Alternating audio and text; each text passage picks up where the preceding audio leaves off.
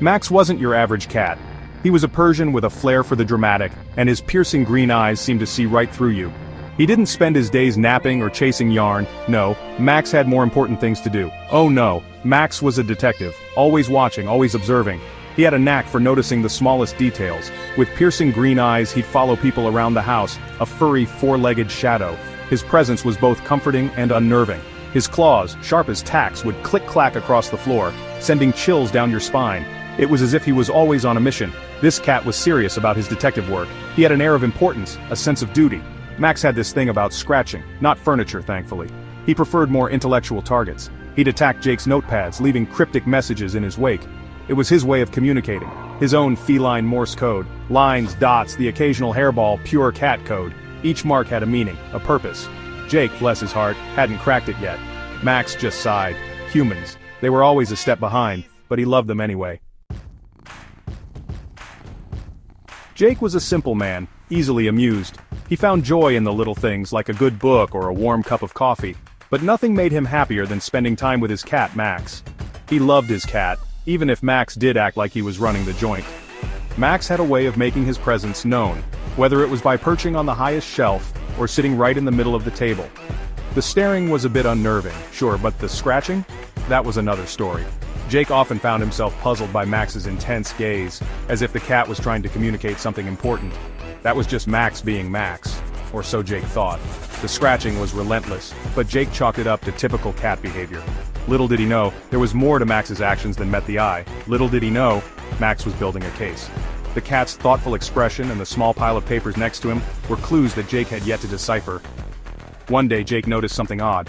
Max was laser-focused on the mailman. It wasn't the usual curiosity, this was something different, something more intense. Not just the usual tail-twitching, hissing routine. This was different.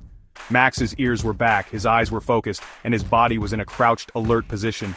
Max was taking notes, fast. Jake couldn't believe his eyes. The cat was actually pawing at a notepad, leaving behind scribbles that looked almost like writing. Jake chuckled. "What you got there, Max? Mailman up to no good?" He laughed it off, thinking it was just another one of Max's quirks. Max just glared. Humans. Clueless. The cat's intense, focused look said it all. There was something Jake was missing, something important that Max was trying to convey.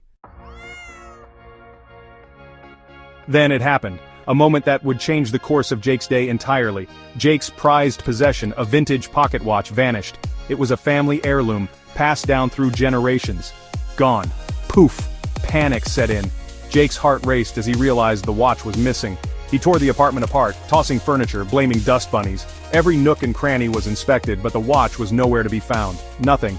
Defeated, he collapsed on the couch, a defeated mess. His mind raced with thoughts of where it could be. That's when he saw it. A glimmer of hope caught his eye. Max, sitting smugly, a single gleaming object lying at his paws. The cat seemed to be enjoying the moment. The watch. Jake's jaw dropped. Relief and astonishment washed over him. "Max, you found it! You brilliant, furry little genius!" Jake exclaimed, his voice filled with gratitude. He scooped up the cat, showering him with praise. Max purred contentedly, enjoying the attention. Max endured it, barely batting an eyelid. The cat's expression remained indifferent, as if this was all in a day's work. He'd solved the case, just another day at the office for this feline Sherlock. But something wasn't right. Jake couldn't shake the feeling that there was more to the story. Max hadn't just found the watch, he'd placed it there. The clever cat had orchestrated the entire event, ensuring he remained the hero of the day. Jake, oblivious to Max's machinations, decided to celebrate. Tuna for Max, beer for Jake. It was a party. As Jake regaled the tale of the missing watch, again, Max slipped away. He had more important things to do, like plotting his next move. You see, Max hadn't stolen the watch, he'd simply borrowed it. For inspiration. It was research for his latest project, a thrilling cat-themed detective novel. And Jake? He was the unwitting muse. Max padded back to his notepad, a mischievous glint in his eye. Time for Chapter 2.